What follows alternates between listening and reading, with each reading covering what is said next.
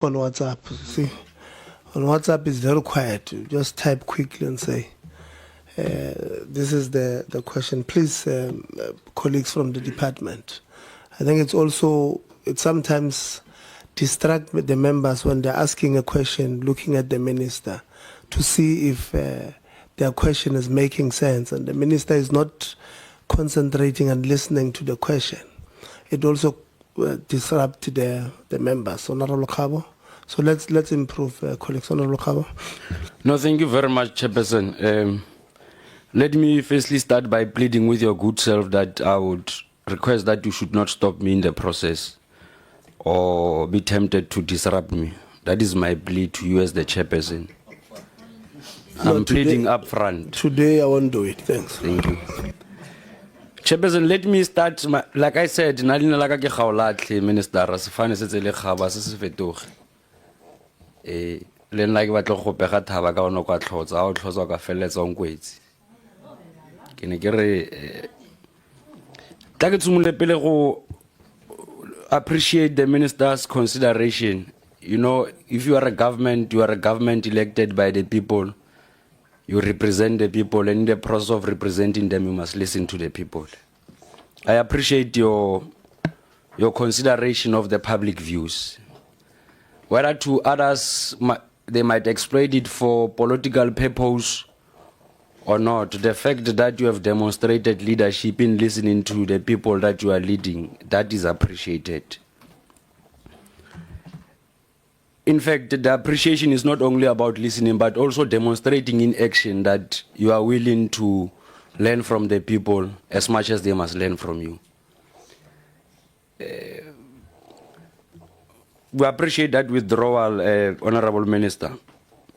Let me get to the point I want to raise, you know, and I would want you to understand this thing and clarify this thing of power so that we are not found in the power struggle unnecessarily. We are all members of we are all members of parliament according to the constitution of this country. We have delegated the powers of presiding over the affairs of this country to the president of the country. Our powers as members of parliament. He ultimately delegated those powers to the ministers. In practical terms, both the president and the minister, they are having borrowed powers of parliament. So both the ministers, including deputy ministers and the president, they account to parliament. So when we apply accountability in this context, this is the relevant platform for the minister to account. And when we are holding the minister accountable, it will be in line with the principles of accountability that takes place within the public sector, and also considering issues that you had raised in relations to the King 5 governance report. Now, in this instance, Chair, I wanted to reflect the issue of accountability so that in the process the minister understands that she's here to account on the basis of the powers that were delegated to her. And many scholars previously have tried to interpret this thing of accountability as to what does it mean. But in a nutshell, from where I'm sitting, is basically taking full responsibility of your actions.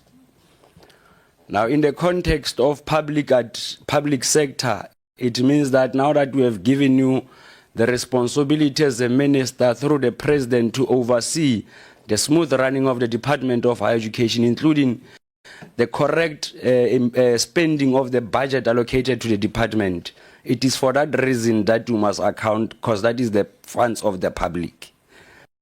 And your actions, as and when they are taken, it must be taken in line with the powers that are vested in you as the minister.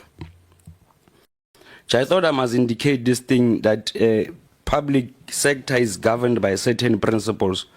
And one of those principles is the fact that we've got Batopele principles, and one of it deals with transparency, and would obviously hold the minister accountable in line with those principles of Batopele, including those principles that guides the public sector of South Africa.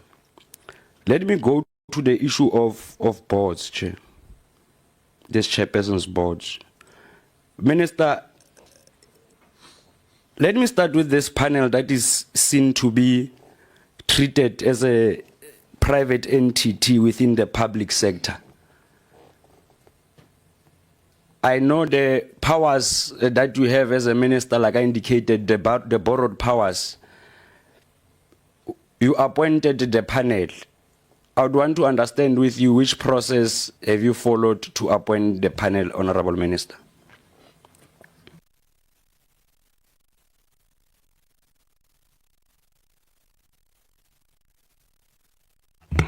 Thank you so much, Honorable Kgabo, and thank you for your preamble in trying to maybe empower us to understand the accountability as the public representatives. The criteria that one has used is to get people who are senior in the sector, professionals who have been around in the sector with a reputation, because what is important is reputation.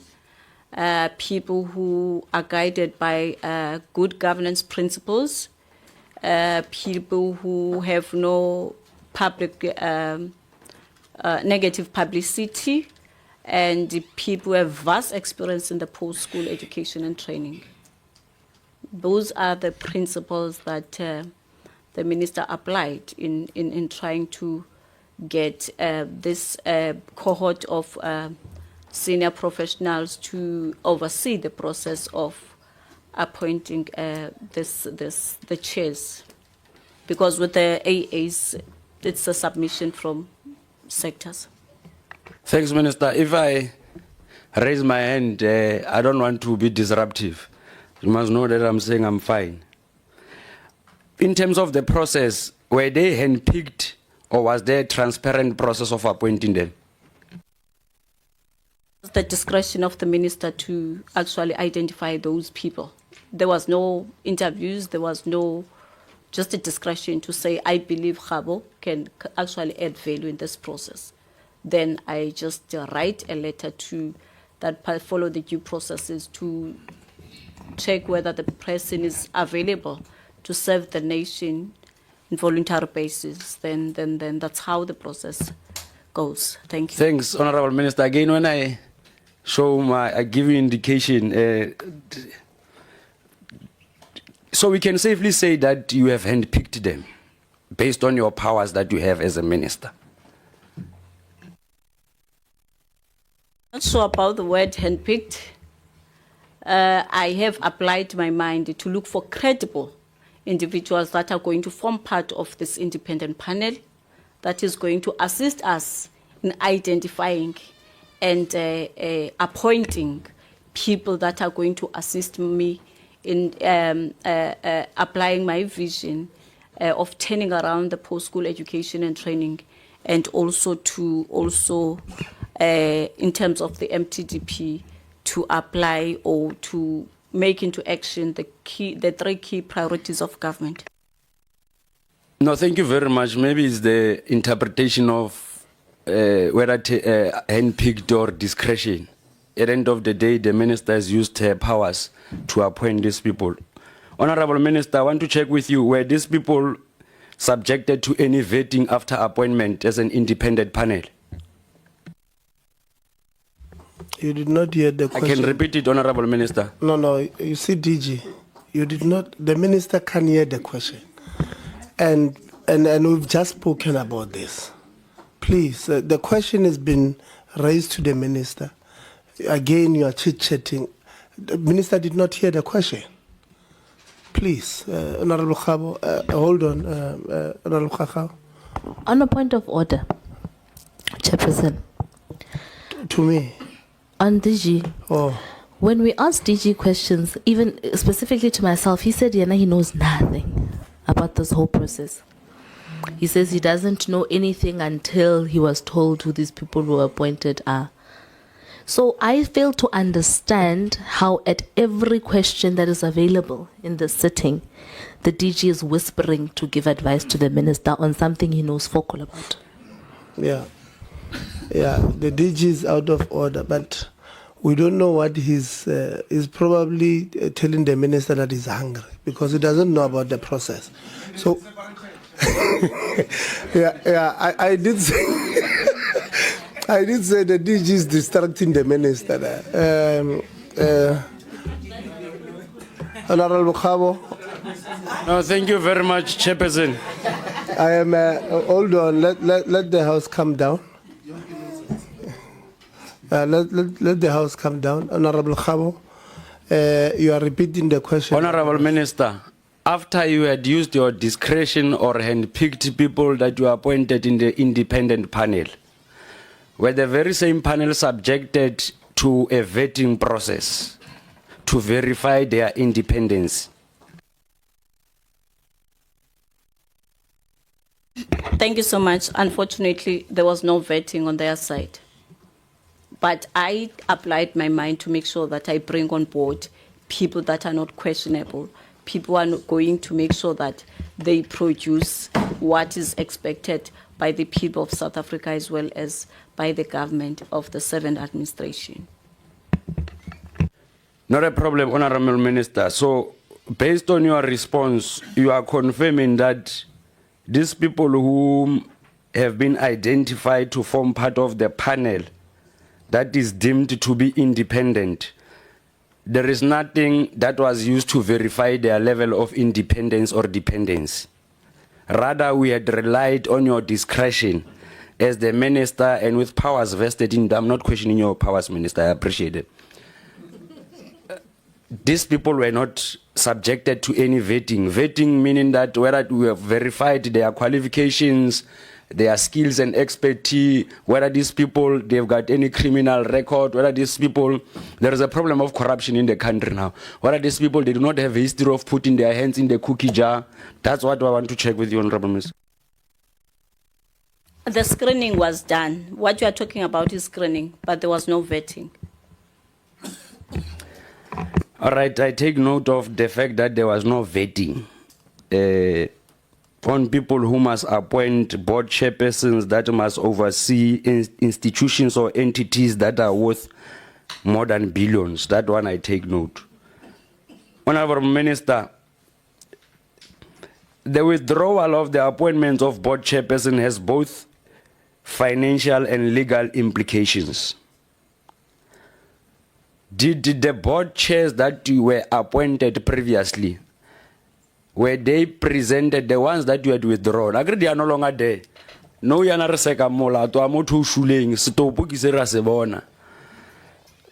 I want to check with you, Honorable Minister. Now that I've said that they've got both financial and legal implication, let me speak to the legal aspect. Were these chairs given or given an offer as the usual process to accept being appointed as chairs of sitters? Chair, they were given offer, but there was a provision on the letter to say they must respond in writing in 2 days, whether they accept or decline. And then between that period, before we could receive their indication, then there was a withdrawal. Okay, it's not a problem. Did they submit their acceptance of the offer in writing, all of them? You see, now the DG is no longer here, there's another problem. You'll get your chance, Mhlegas. I'm going to attend to you decisively for that matter. Let's allow us to interact with the minister. Yes, they did submit their emails through the chief director responsible for center coordination to confirm those who are available. Thank you very much, Honorable Minister. I want to give you a scenario. When a municipal manager is appointed or a director at the level of a municipality, they give him an offer to be appointed in that particular position. And that offer, to a large extent, sometimes indicates what would be the benefits. Others would even indicate the salary packages. I would want to check in this instance, is there any financial implication? Because obviously, for an example, once you have appointed me, like I said, you are a municipal manager, appointed for a period of 5 years. Once I receive the offer and I accept it, it then means that there is a financial obligation that you must meet from your side as the person who has given me an offer. We are not longer entertaining whether you were appointed right or wrong. No, we are just preparing for a tombstone for that matter. That one is dead. We are dealing with this one now. Chair, there are no financial or legal implications. And with the appointments of boards, there is no salary package that is put as part of like public service where there is conditions of employment to say this is a salary package that you are going to get. They only claim by attending a meeting. But as soon as the board would have said, we're going to write to the Minister of Finance for concurrence, like what we did with the NSFAS, so that determination is then made to say the sitting is going to be this amount, and the meetings must be either quarterly once a quarter, which is 4 meetings per year. But to be honest, there are no financial implications. The appointment doesn't even come out with salary package or anything. Thank you very much for the clarity, Honorable Minister. And let me go back to this panel. You know, this panel has powers to both build in this country and disrupting the plans of this country, given the process. Honorable Minister, I think one thing that you need to accept in this meeting, and there's nothing wrong, part of leadership is taking full responsibility of actions that you had, of your decisions. And whether the process has unfolded according or not, now we are dealing with a process whereby we are reopening, we have reopened for nominations.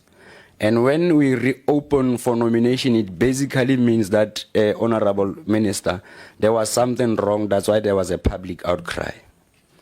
And I'm going to again plead with your conscience, Honorable Minister. It takes nothing from you. It has nothing to do with your standing, your political credentials. For those who know you, they know you.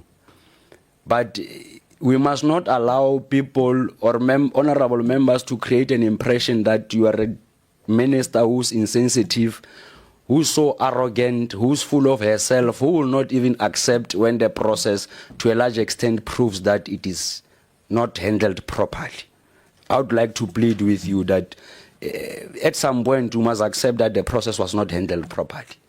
And that is part of the responsibility of taking leadership. Because if there were things, everything that had went well, it means that we'll still be having those boards. So I will not want to enter into the nitty-gritties as to what has happened. Your report in terms of your withdrawal letter, I think it is paragraph number 5. It says that I will also establish a new independent panel to process nominations. I would want to understand from where you are sitting, are you basically saying that first and foremost, it's a vote of no confidence from yourself to this panel? But second to that, is it a confirmation that indeed this panel, to a large extent, there were certain things that they did that was inconsistent with the process? Let me stop there before I confuse my sequence of questioning.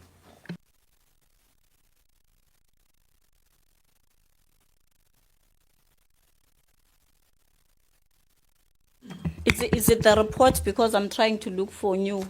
From this report, I don't see it.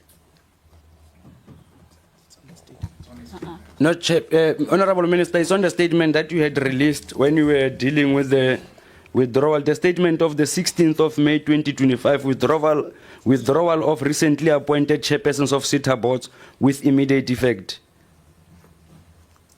So my question is, are you confirming that indeed the panel that you had appointed previously to deal with the appointments of chairs that later created an unnecessary brouhaha in the country and created a platform for mushrooming politicians to twerk and jump in front of screens just for the purpose of social media likes?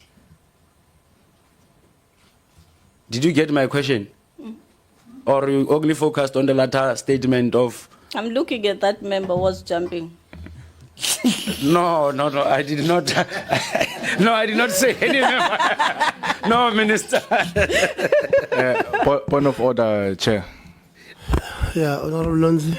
I don't want to derail the House because this question that Honorable Kgabo is asking is very important about this secret panel. But I'll just ask you to please caution the Minister. Again, this is a very important process. We're not here for jokes. But let me not derail the House. Yeah, no, thank you. Colleagues, let's concentrate. We do have people who are diabetic and we've not eaten. It's after 2. We don't want, I know my mother is diabetic. I know how bad it can be. So let's try and work towards getting to where we want to be so that we can eat. Food has been here. Honorable Kgabo, please ask the question again. Honorable Minister, on the 16th of May 2025, you released your office from your, you released the media statement from your office. And the heading was the withdrawal of recently appointed chairpersons of SITA boards with immediate effect. In the very same statement, I'm saying, in the very same statement, you are indicating, I think it's paragraph number 4, I will also establish a new independent panel to process nominations and recommend candidates. So my question is it an admission that indeed this panel, there was something that they did not do right? That's why ultimately you had withdrawn. And that's why you are even going to appoint a new panel that is independent. Thank you very much. Maybe one can say it's a maybe grammatic understanding or grammatic errors. But what the paragraph would meant to say is that the minister is going to constitute an independent panel that is going to process the nominations and recommend candidates. And this process will put emphasis on merits, competences, relevant experiences with balanced representation in terms of race, gender, youth, and persons with disabilities. I think it should be grammatic error, Honorable. No, Honorable Minister, you know that grammatic error is costing your credibility in the public space. And whoever that conducted that grammatic error, I would plead with you. Because the interpretation from where I'm sitting is now like you are taking responsibility.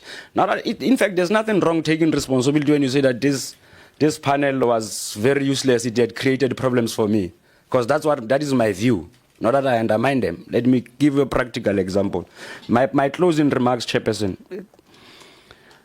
There was one of the people that was presented by the panel that is expected to be above reproach. I think was candidate number 12. I can give you time. Re Mapulane. Re Mapulane.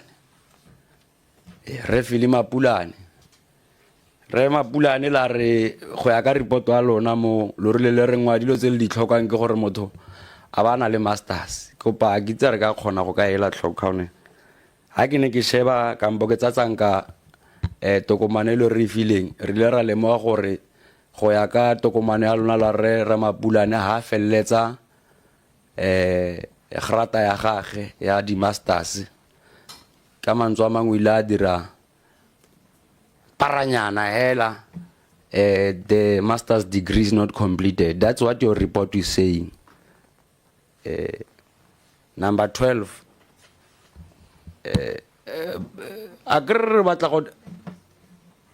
When we leave this meeting, Honorable Minister, you must address the media, apologize to the people of South Africa, or this panel has misled you.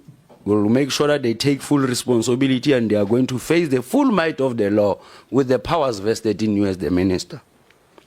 Go to candidate number 12. While we are checking on candidate number 12, Honorable Minister, maybe as part of my parting shot, Chair will allow the Minister a while to check on that thing.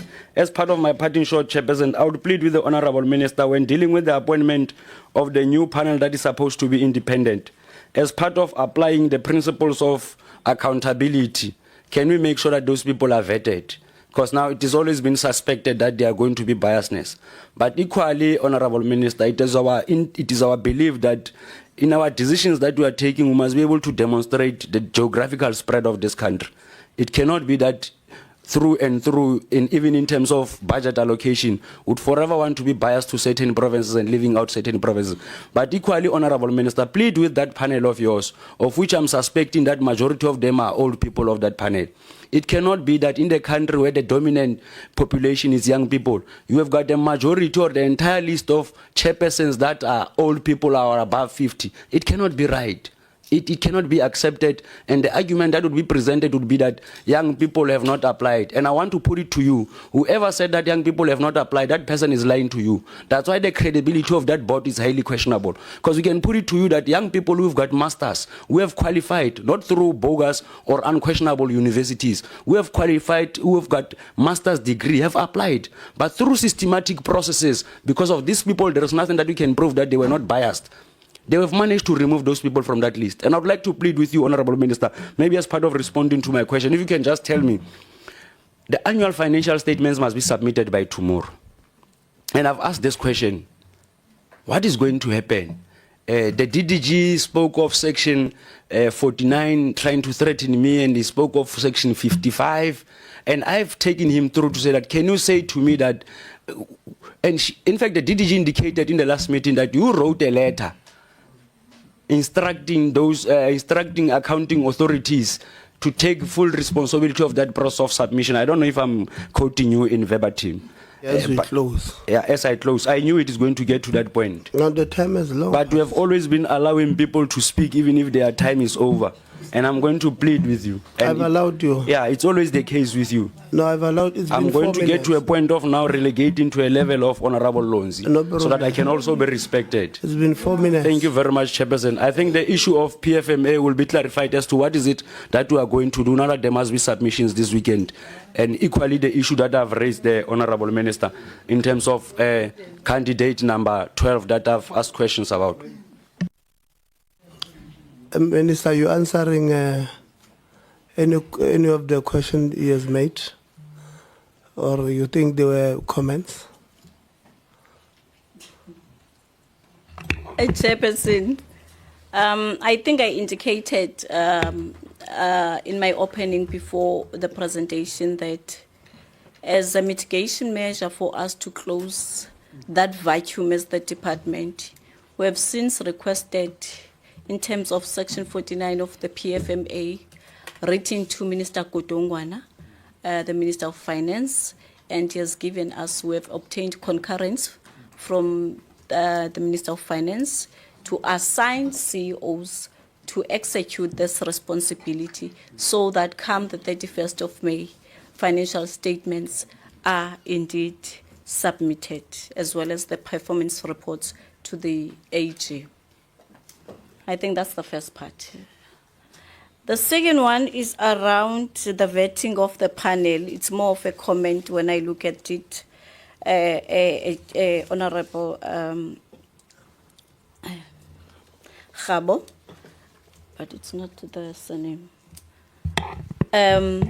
We take note of this the process that we need to also undertake, so that we make sure that we are transparent in our approach, and we bring people that are going to actually assist us in concluding this process, which is long overdue, and our people on the ground are waiting for us to come up with clear interventions on how best do we then skill the nation, hence there is a skills deficit. So it's one of the areas that we're going to focus on as the ministry, to vet the panel before we could also give them a responsibility to execute this responsibility. And the representation of young people in these boards, it's one of the issues that maybe we're going to consider, but we would also request you, because we work on the documentation that we have received. So it is our collective responsibility here in this meeting, in this parliament, to encourage young people, that those that we know that they meet the criteria, to be nominated so that they are going to be considered. Because we have seen this when we're doing the NSFAS. We did not get anyone young people who met the criteria. There were only 2. And those 2 who met the criteria, both of them, they were considered and they were appointed to serve the NSFAS board. So I would then appeal to the members of the portfolio committee to spread the word in their constituencies to ask young people and encourage them, those who meet the criteria, to raise their hands to serve the nation.